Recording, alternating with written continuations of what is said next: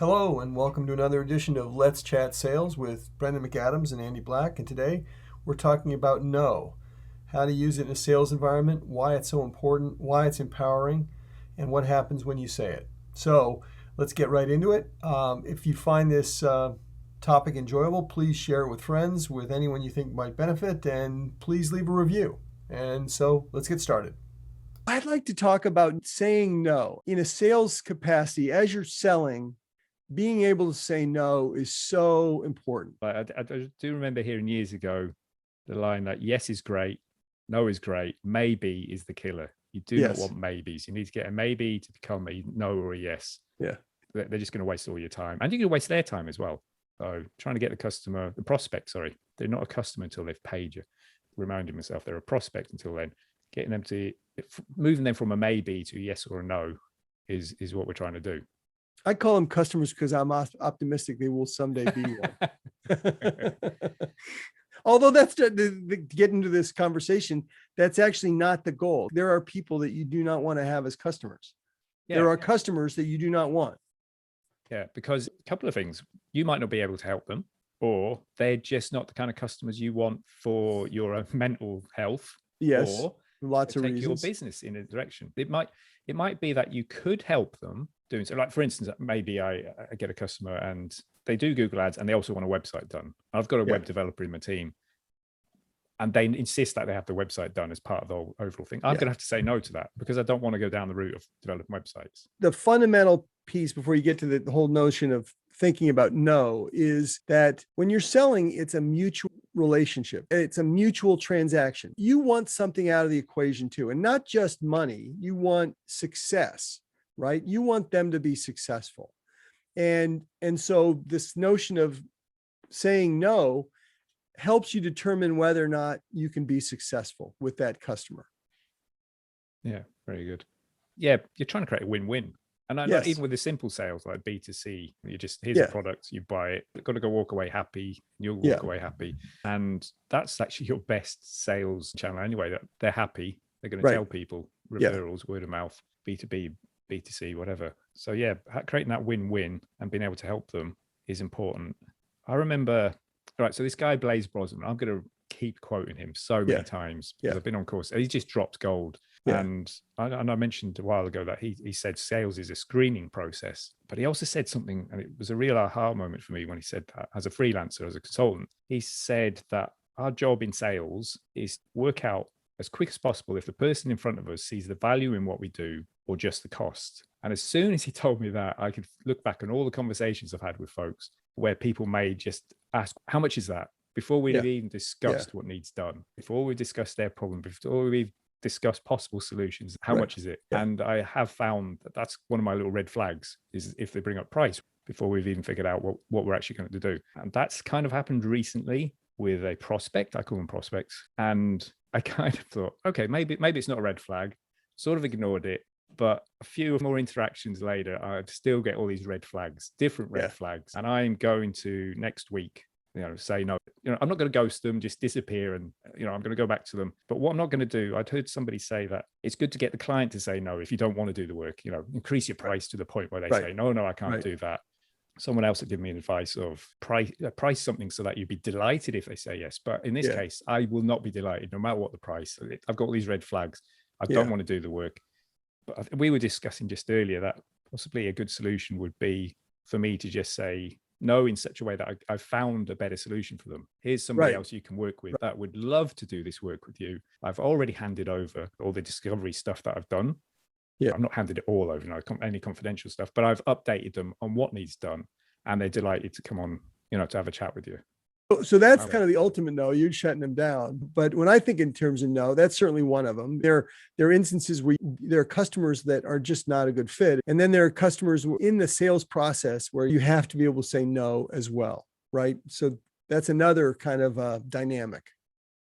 Right. And can you give me an example of that then? The thing about salespeople is they want to say yes. They want to get to yes. They think the customer is going to say yes, and then they're going to get the sale. So salespeople are just predisposed to saying yes. But by being able to, in the course of discovery, in the course of the conversation, the chats that you have with your customers, your prospects, there are situations where you have to be able to say no if it's not a fit. And the reason is, by saying no, it does at least a couple different things. One is it helps to establish the parameters of the solution. If you're saying yes to everything, you don't really know what the priority is. Oh, we do that. Oh, we do that. We do that. But you're not really learning what is it that they really need you to do. And then can you do it? And so if you're able to say no around things, it helps you to discover whether or not the thing that you're saying no to is important to them or not. So that's one. And the other is that being able to say no is incredibly empowering. It helps you to establish control, some level of authority in the deal, in the relationship. It levels the playing field, being able to say no. You're on the same level with them. You're not just being acted upon, you're doing your own acting as well. So your peers. Yes. Yeah. Yeah. I think this notion of being able to establish parameters is really important. And that is, you want to be able to say, no, we don't do that. Is that important? Another example would be to say, well, you do it like that. Is that really the best way? I mean, here's how we do that. And that's saying, no, we don't do it this way. Why do you need that? That's no, why? And let them explain.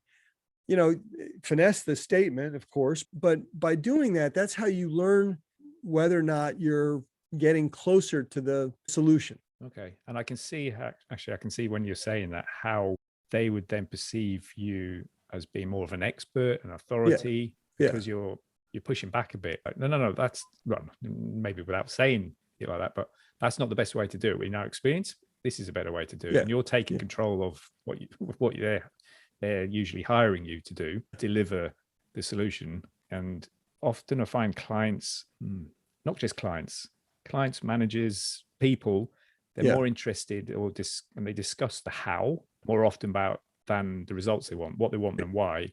And then they discuss the how, and you've got to try and agree the how with them. Well, hold on. No, you let's agree what you want done, why you want it done. I'm an expert. You've hired me. I'll figure out how. I can see that if you're talking with them in that way, they're going to perceive you as more of an expert, person that they want, they're going to have more confidence that you're going to be able to deliver, because you're questioning them or you're telling them a different route, different way how that they might not have thought of. Also, I think if you're desperate for the work and you say yes to everything, I just think it doesn't come across as well. I can almost sense you're desperate. You're probably not the person they want to work with. They want an expert who's actually going, not just a yes person. One very simple level, a lot of people that are listening to this and ramble on about this, is that, people are creating solutions that replace the thing that they were doing before. One of the things you might very well say to someone is, well, you don't need to do that anymore. Here's why. Because the way we do things, the way this solution works, that's eliminated. That whole step is eliminated. And they're thinking in terms of, oh, this is how we do it. So we just need a better tool to do that thing. But this actually replaces that thing. As someone that's going out and trying to convince someone, hey, we've got a better solution for you, they need that level of confidence, I think, that being able to say no engenders. Yeah. So that's interesting. I've learned something there just from your way of phrasing things. I've never tried it like that when I'm speaking to somebody. Is that how you do it? Is another way to do it? Is this similar to yes, but and yes, and, do you think? I don't know. Yes, but it doesn't seem genuine to me. Like I spent a lot of time selling in New York City, and there's something that's really cathartic and freeing with selling in New York. And that is, people pretty much speak their mind. So for me, being able to tell someone, no, we don't do it like that is just, it became part of how I go about selling. I don't know. It's never been my thing. The yes, but. Yeah. No, okay. Sorry. The yes, but is, I was talking to a friend, he's a salesman, pharmaceutical sales rep for about 20 years. And he was just teaching me some of these little sales things that he'd learned on his training courses. And one was, instead of saying yes, but, so somebody says something, you go, yes, but, they immediately hear that you didn't hear. You're just ignoring what they said. So, yes, but, blah, blah, blah. And then so you might as well just been waiting for them to finish. And then you're going to say your thing. So the but, he said, is like a buttress between you and them. So don't do that. So yes, but is not, it doesn't sound like it. Yeah. Okay. So his was like, say yes and yes. Oh. So you say, yes, I heard you. And if we can solve that thing that you're saying, mine's okay. I get, yeah. All right. I see. That's how I would probably, that's just my kind of. No, I've noticed you speak that way anyway. I think that's all your years of sales training, just getting older and wiser, as we both are.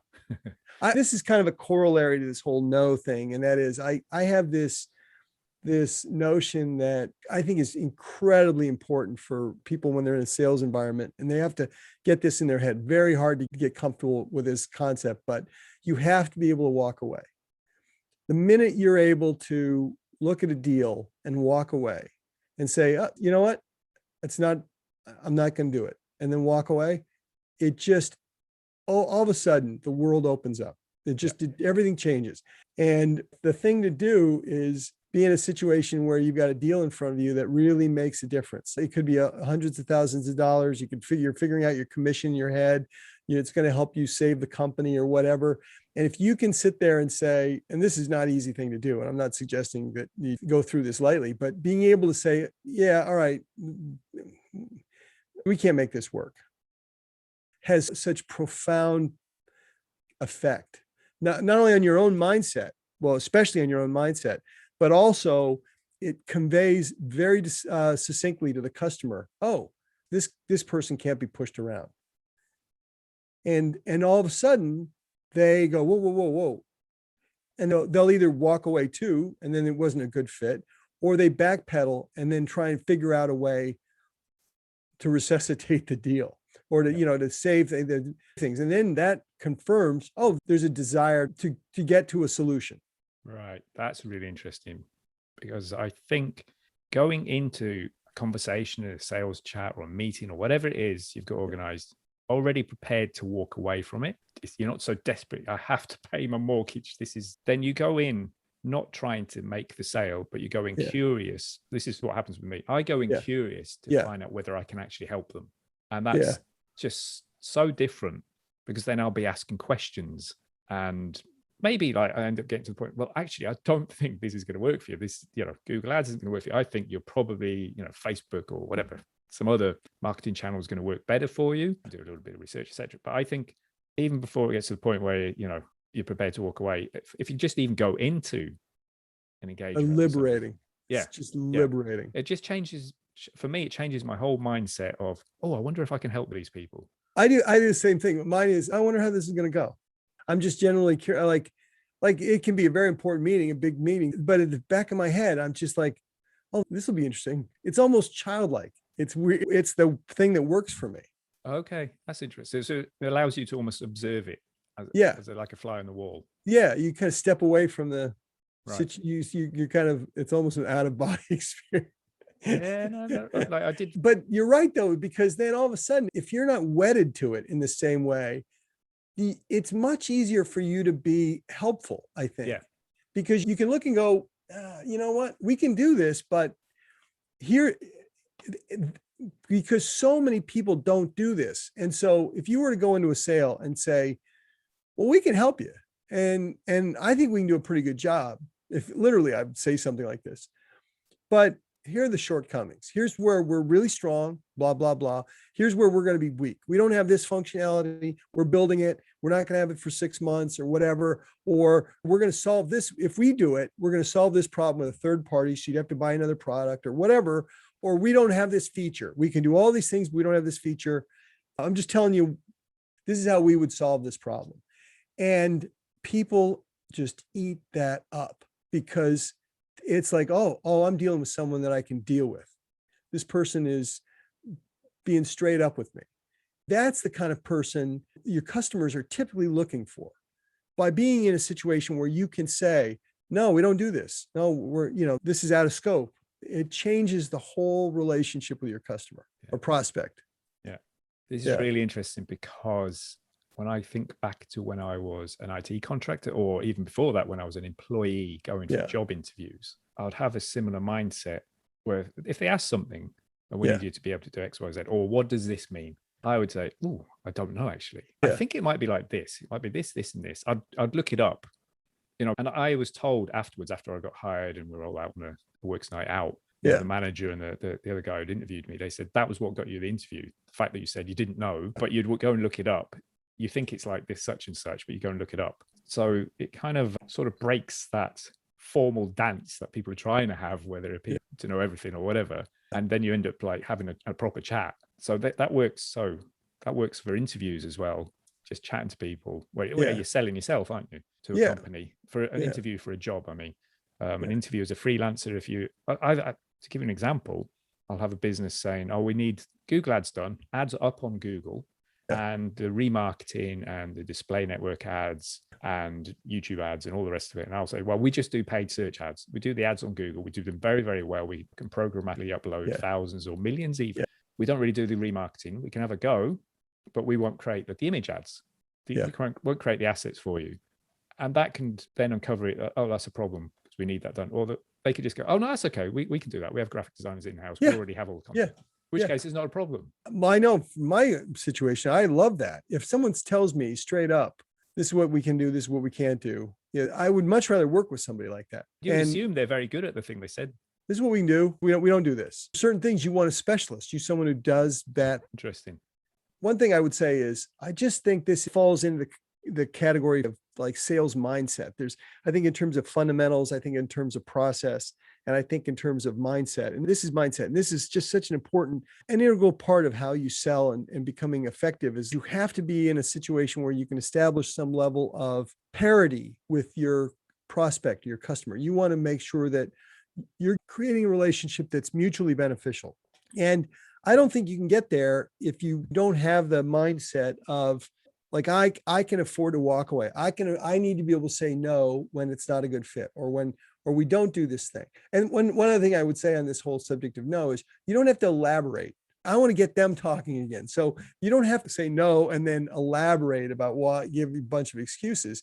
You really want to say, "No, we don't do that, and here's why," or "We don't do that, and is that important?" And then get them talking. Because in a lot of cases, people ask questions to figure out what the parameters are themselves. They want to figure out what the scope is, and they want to figure out what you do. And sometimes they ask questions that are not that important.